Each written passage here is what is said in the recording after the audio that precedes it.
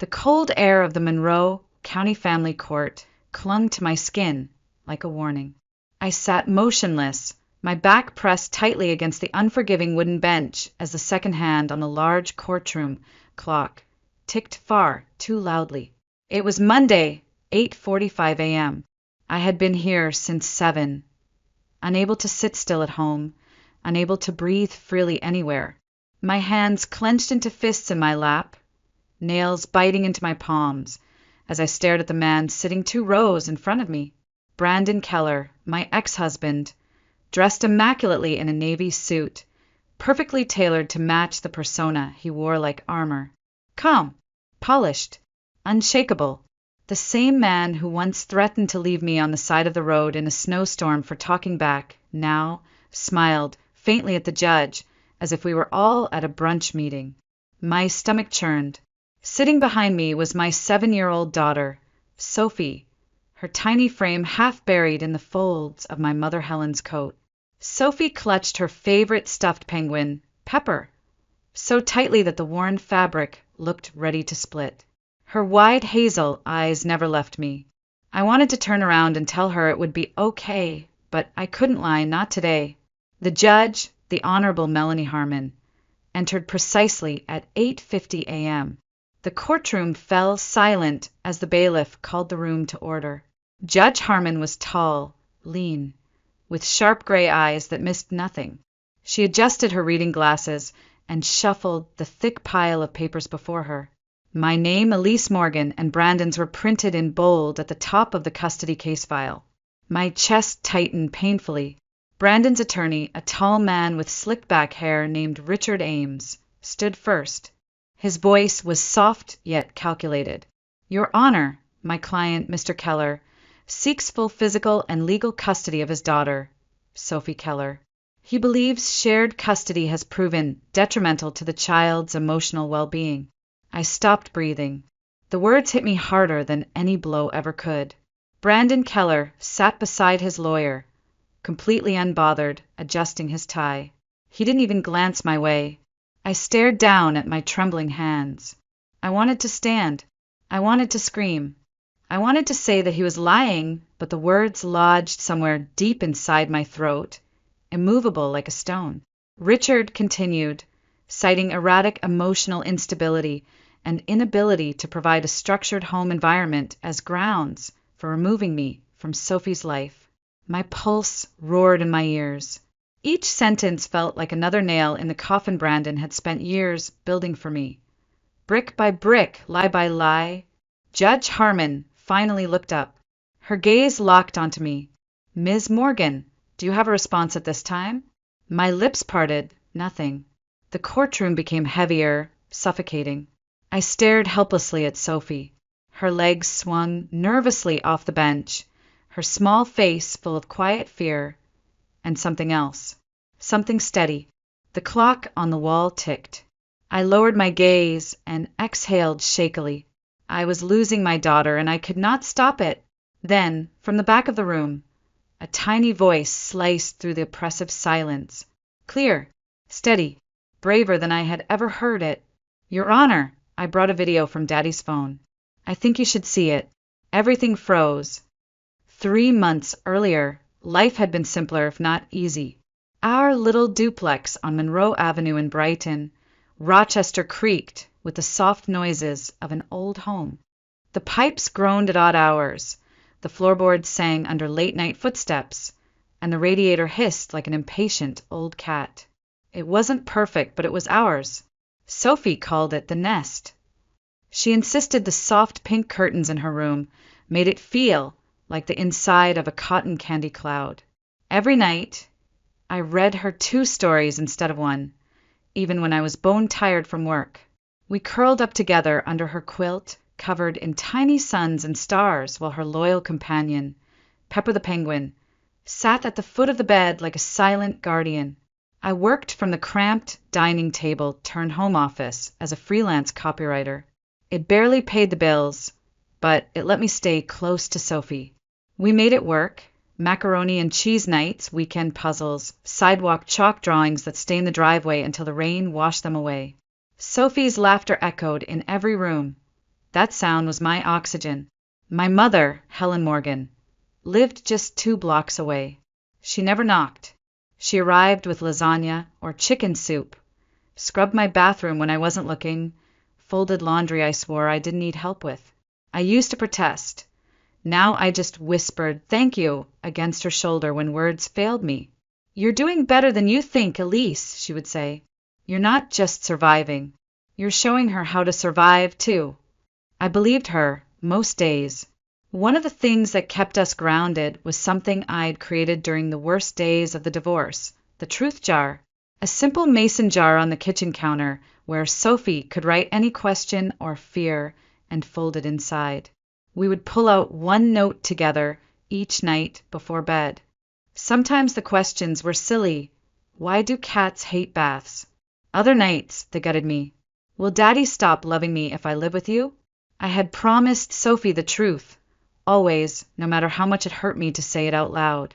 I told her love wasn't something that disappeared based on addresses or holidays or signatures on a court document. I thought that was enough. I thought I was protecting her by shielding her from the ugliest parts of what Brandon had become. I had no idea that Sophie had been quietly collecting her own truths. The cracks in the foundation of our little nest were already forming, even if I couldn't see them yet. It started slowly, the way winter creeps into Rochester. Not with a single storm, but with a cold that settles into your bones before you realize the season has changed.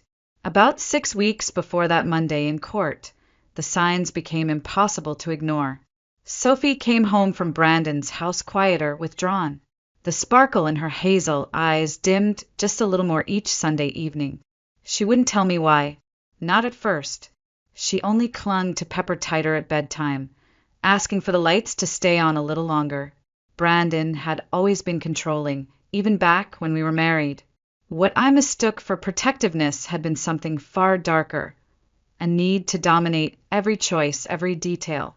Now he micromanaged from afar, disguised as concern. He criticized what I packed in Sophie's school lunches. He texted me demanding to know why I picked her up 2 minutes late.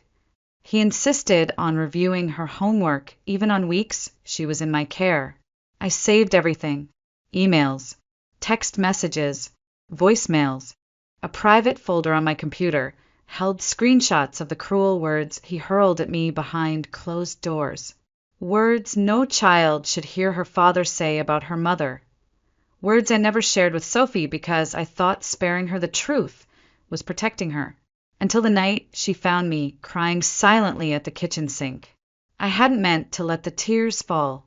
I stared at the half-washed dishes, chest tight, the weight of it all unbearable. Without a word, Sophie tiptoed into the room, her soft pajama feet whispering against the linoleum. She draped her small blanket around my shoulders and stood next to me, just stood there. I couldn't stop shaking. I couldn't even speak. Later that night, she asked her first hard question. I was tucking her in when her voice came out so softly I almost missed it. "Mom, do you ever get scared around Daddy?" My breath caught painfully. I sat frozen at the edge of her bed. Sophie stared down at her cereal print pajamas, tracing the stitching absent-mindedly. "I do," she whispered, "but I don't think I'm supposed to say that." The air in the room became unbearable. I reached for her tiny hand and held it tightly in both of mine. I wanted to tell her no, that she had nothing to be afraid of, but I couldn't lie. I squeezed her hand instead and said what I knew was true. "You're always allowed to say what you feel here. You're always safe with me." That night, I lay awake staring at the ceiling, the shadow of the ceiling fan slicing across the walls like a silent metronome, counting down time I didn't have. I had been so desperate to avoid war that I hadn't realized silence was letting him win. 2 weeks later, the paperwork arrived. I opened the thick manila envelope with trembling fingers at 2:17 p.m. on a rainy Thursday. I sat on the living room carpet because my knees buckled reading the first line: petition for full legal and physical custody of Sophie Keller. Accusations filled page after page. Brandon's lawyer alleged I was emotionally unstable, unreliable, mentally unfit to co-parent. They painted me as a woman unraveling, a danger to my child. I pressed my hand against my chest, trying to steady my heartbeat. The walls of the living room closed in around me. I called my mom. I didn't even get out full sentences before Helen was at my door with a thermos of chamomile tea and that silky scarf she only wore to church or funerals. She sat on the carpet beside me, held my wrist tightly. "You have the truth," she whispered. "That's enough." I wanted to believe her. I wanted so badly to believe it would be enough. The days blurred after the papers arrived. I went through motions I barely remembered, brushing Sophie's hair, making grilled cheese sandwiches, answering work emails I couldn't focus on. I smiled when I had to, but inside I was unraveling thread by thread. 2 weeks before the hearing, the official court summons came. Brandon Keller versus Elise Morgan. Family Court, Monroe County Courthouse. Monday, 9 a.m. The words stared back at me from the stark, white paper like they had teeth. I sat at the kitchen table in our tiny duplex in Brighton with the paper trembling in my hand. Sophie colored quietly at the other end of the table, oblivious for now, filling in a drawing of trees and houses with the same careful attention she always gave her art. But I could feel the clock ticking in my head. I called my lawyer, David Abrams, the next morning. He was calm, methodical, clinical even. I wasn't looking for warmth. I just needed someone who believed me. "Document everything, Elise," David said. "Every text, every phone call. Keep your emotions in check at the hearing. Don't interrupt. Don't argue. Let the evidence speak." But what evidence? Emails and texts wouldn't show the years I spent swallowing my pride for the sake of keeping the peace. Screenshots wouldn't capture the subtle, relentless erosion of my confidence, the fear of answering a phone call, the dread of an unexpected knock at the door. I spent the next 10 days gathering what little proof I had. Messages where Brandon cursed at me for being late by 4 minutes. Screenshots of him threatening to report me to Child Protective Services for taking Sophie to a pediatrician without his approval. I knew it wouldn't be enough. I had seen how Brandon charmed strangers. In public, he was the golden boy, the funny, dependable realtor who remembered every client's birthday, sent holiday cards, and donated to charity events. In private, his voice could turn to steel in seconds over a misplaced charger or spilled juice. I kept Sophie out of it. I never showed her the emails or the voicemails. I thought I was protecting her. I had no idea she had already begun to protect me. The night before court, I couldn't sleep. I sat beside Sophie's bed, watching her small chest rise and fall steadily as she slept, clutching Pepper tightly. I whispered a silent promise to the darkness. "I will not let him take you." My mom came early Monday morning. She wore the silky church scarf again and gripped my hand tightly before we left. "You've already survived more than most," Helen said. "You can survive this too." Sophie wore a soft blue dress with tiny yellow sunflowers and packed her school tablet in her little pink backpack as if it was just any other day, but I saw the worry in her eyes. She didn't speak on the car ride. She stared out the window, quietly humming an unfamiliar tune. As we approached the courthouse, the imposing stone building seemed to loom taller than I remembered. Brandon was already there waiting, standing tall and confident near the entrance with his lawyer at his side. He waved casually as we walked up the courthouse steps, flashing that practiced smile that had fooled so many for so long. Sophie didn't wave back. The doors to the courthouse closed behind us with a heavy, echoing thud.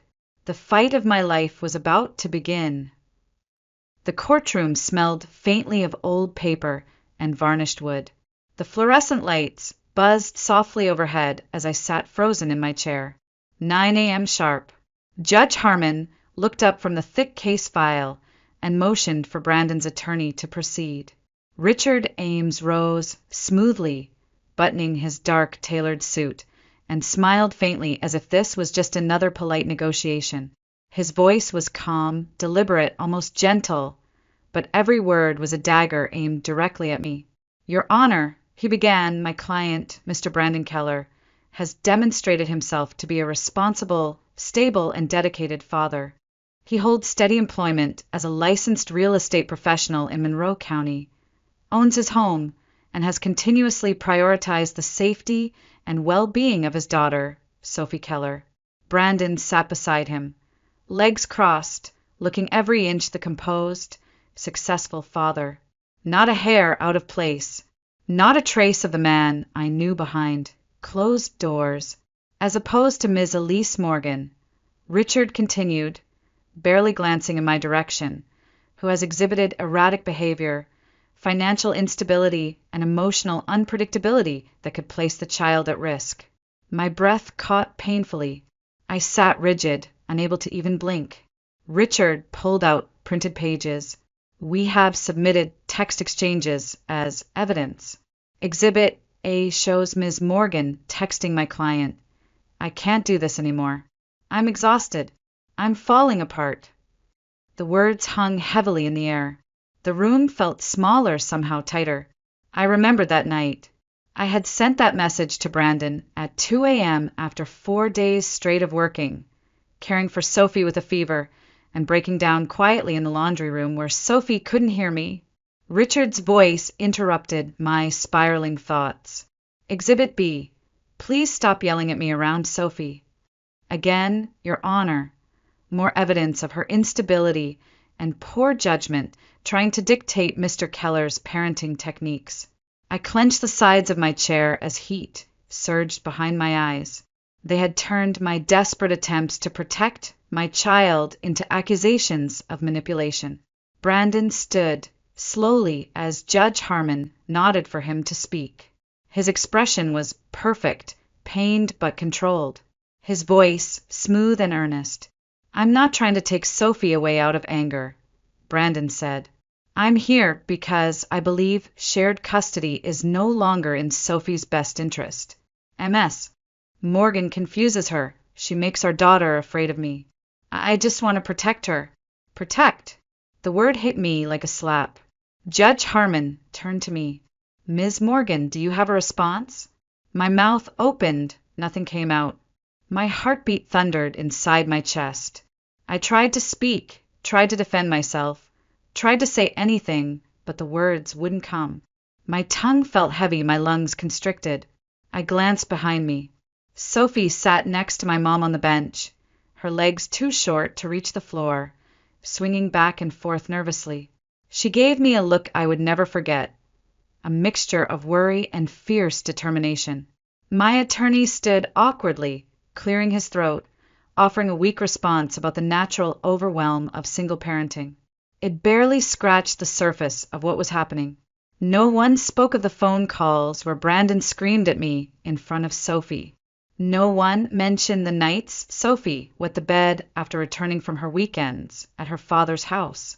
None of it existed in the cold, polished version Brandon had presented. Judge Harmon scribbled notes, expression unreadable. My hands trembled violently under the table. Brandon stood again.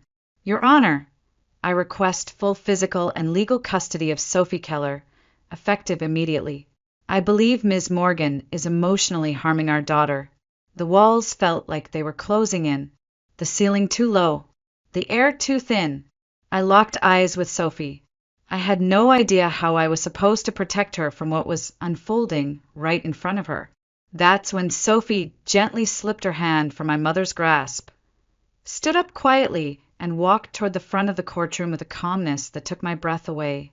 She clutched her school tablet tightly in both hands and looked straight at the judge. Your Honor, Sophie said, her voice clear and unshaken. I brought a video from Daddy's phone. I think you should see it. The entire courtroom fell completely silent. No one moved. No one breathed. Even the sound of the fluorescent lights overhead seemed to vanish. Brandon's confident expression faltered. His lawyer stiffened, quickly whispering something urgent. Judge Harmon looked genuinely surprised for the first time that morning. Sophie stood there in her sunflower dress, her shoulders small but square, her grip tight around the tablet. She raised it slightly higher, her voice soft but certain. "It's from last weekend," she said. "Daddy didn't know I was awake, but I was. I heard him yelling, and I thought maybe if someone heard it, they would believe me and Mommy." I felt my chest crack open. My sweet, brave child had done what I never could. Judge Harmon gestured to the bailiff. "Bring it here." Sophie walked forward slowly, passing the long wooden benches and the man trying to take her away from me. She handed the pink-cased tablet to the bailiff with shaking but determined hands. The bailiff brought it to Judge Harmon. The judge adjusted the screen, tapped the play button, and turned the volume up slightly. At first, only ambient noise filled the courtroom. The soft hum of nighttime air, distant car tires against wet pavement. Then his voice, Brandon's unmistakable voice, exploded through the courtroom.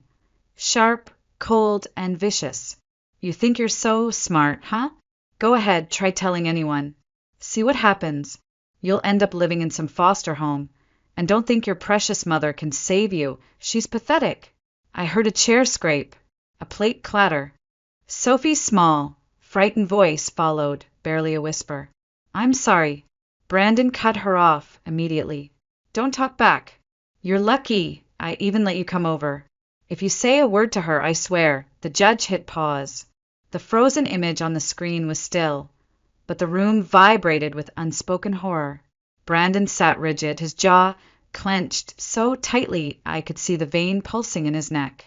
His lawyer leaned in close, whispering frantically. Brandon ignored him. Judge Harmon stared at the tablet for a long moment before she slowly looked up. Her voice, calm and even, cut through the dense silence like a blade. "Where did this come from?" Sophie answered without hesitation. "Daddy left his phone on the couch. I heard him yelling. I wanted to record it. I was scared, but I thought if someone heard it, they'd believe me and Mommy." My throat tightened painfully. My brave little girl had been scared, but she had made a plan.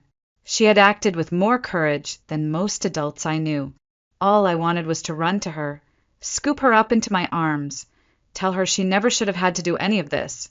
But I stayed in my seat frozen because this moment belonged to her. Brandon's voice suddenly rose, strained, defensive. "Your Honor!" That recording was taken completely out of context. I was disciplining her. She was misbehaving.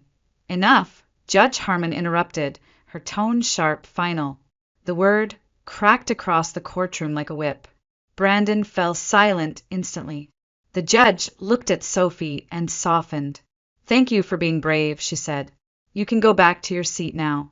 Sophie nodded and walked back, her steps a little slower now as the weight of what she had done settled onto her small shoulders. Helen reached out, pulled her into her lap, and held her tightly. Judge Harmon shifted her gaze back to me. "Ms. Morgan," she said firmly, "do you have anything else to add?" This time, my voice came without effort. "No, Your Honor," I said, steady and certain for the first time that day. "I think my daughter said it all." The judge nodded once, leaned back in her chair, and quietly closed her eyes for a long, thoughtful pause. When she opened them again, her entire posture had shifted. She was no longer deliberating. She was deciding.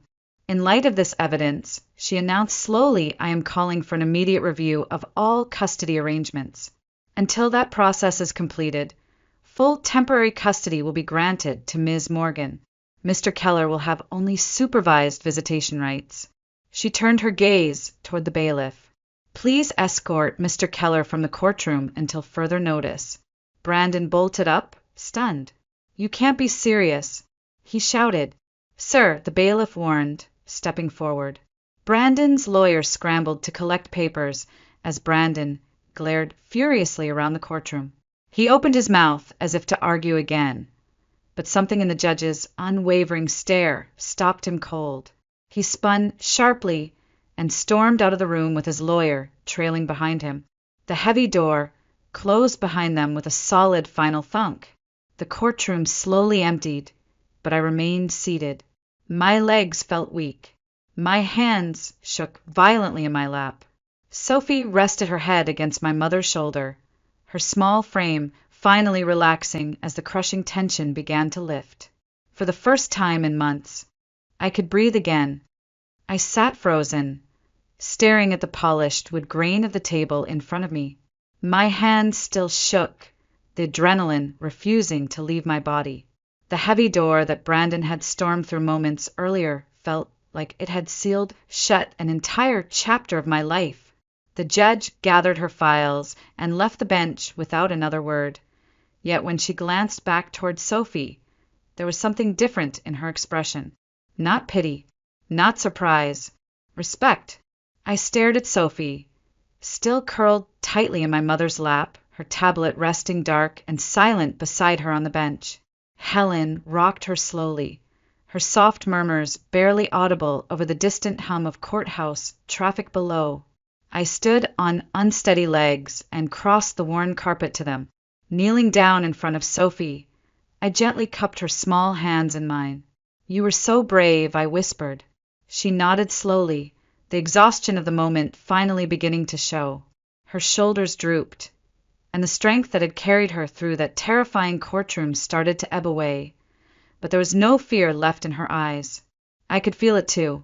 The unbearable weight that had pressed down on my chest for so long had finally lifted, just enough to allow a full breath. I looked around as people trickled out of the courtroom. A few glanced at us sympathetically. One older woman mouthed the word brave as she passed. I took Sophie's hand again.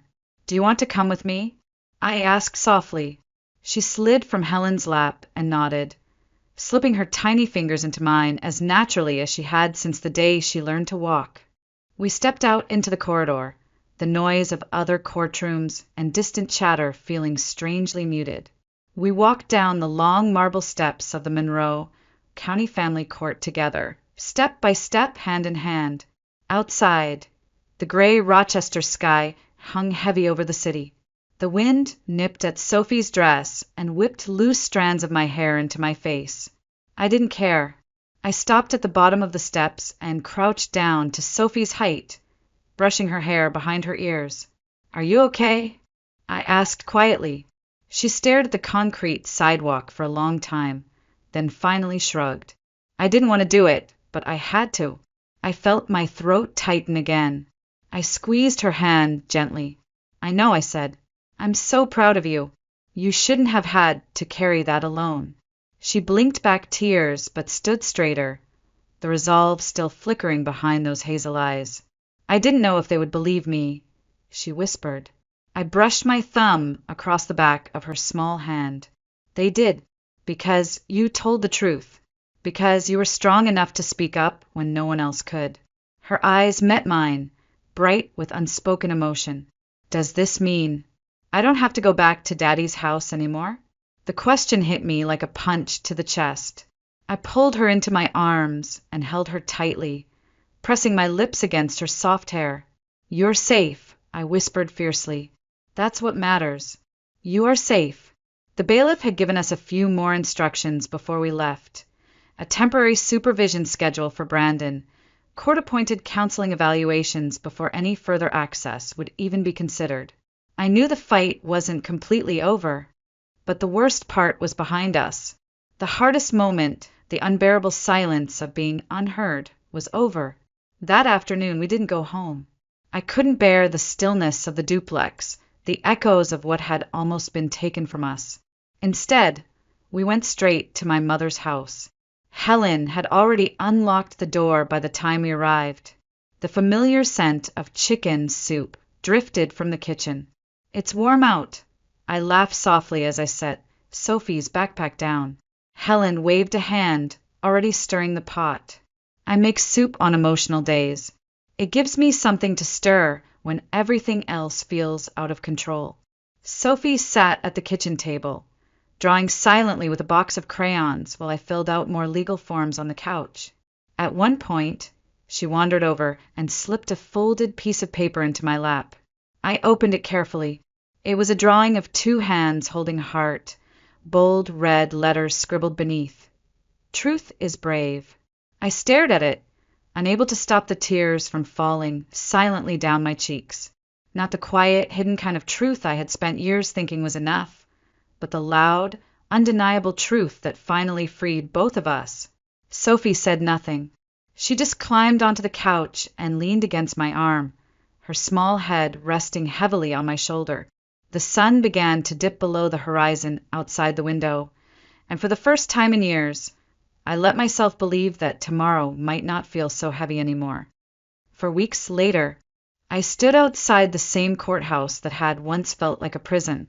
The heavy limestone walls no longer loomed over me like they used to.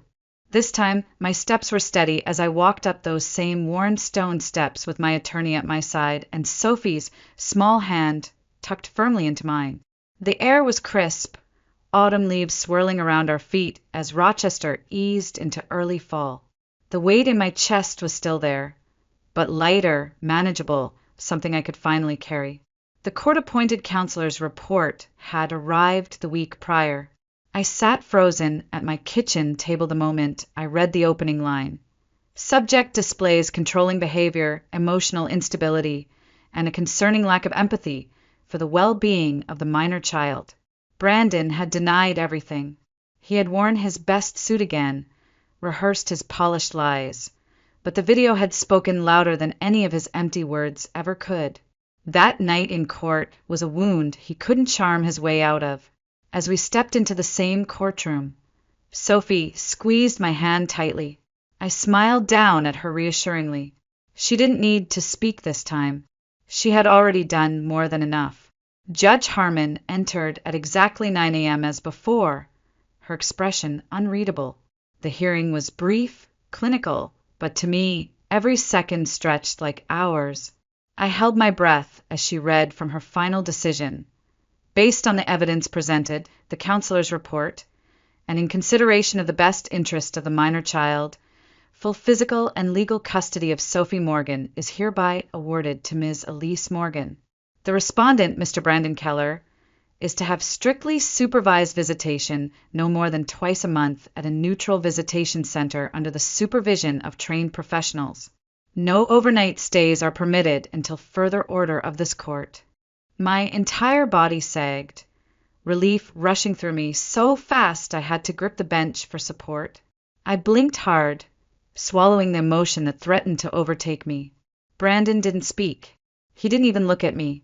His face was carved from stone as he collected his papers and left the courtroom without a word, his attorney scrambling behind him.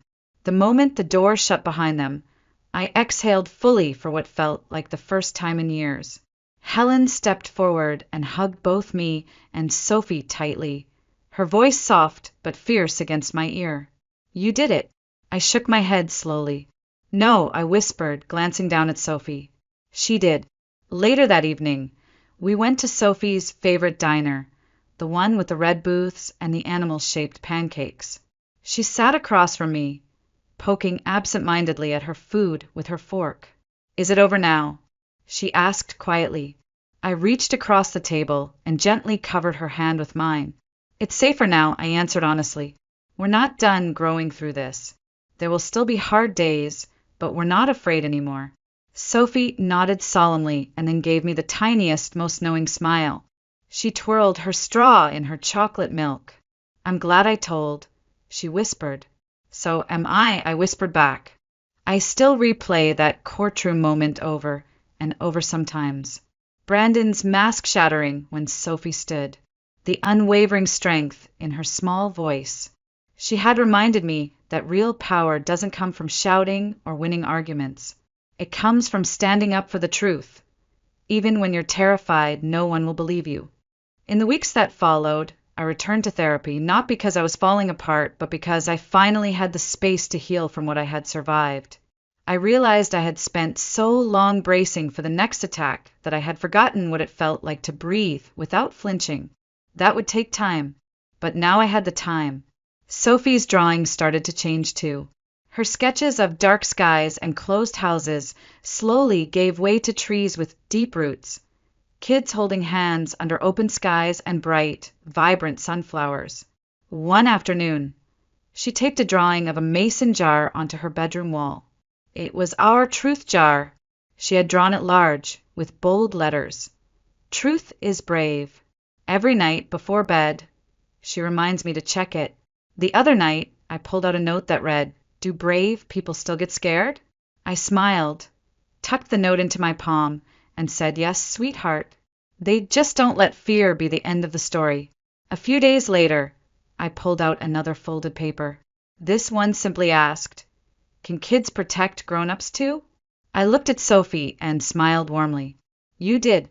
I tell this story now because I know somewhere out there is another woman sitting in silence, wondering if the truth will ever be enough, wondering if anyone will believe her over the polished lies of a man who performs the perfect version of himself in public. I want her to know sometimes the truth doesn't come from a lawyer, a courtroom, or a file folder full of evidence. Sometimes it comes from the smallest voice in the room, a child who has seen too much and who decides silence is no longer an option. I used to think being a good mother meant shielding Sophie from anything hard or painful. Now I know it means standing beside her as she faces it, teaching her to speak truth even when her voice shakes. We still have hard days, but we are no longer defined by them. We are not the scared versions of ourselves Brandon tried to keep trapped. We are loud when we want to be, quiet when we choose to be, and above all, we are free.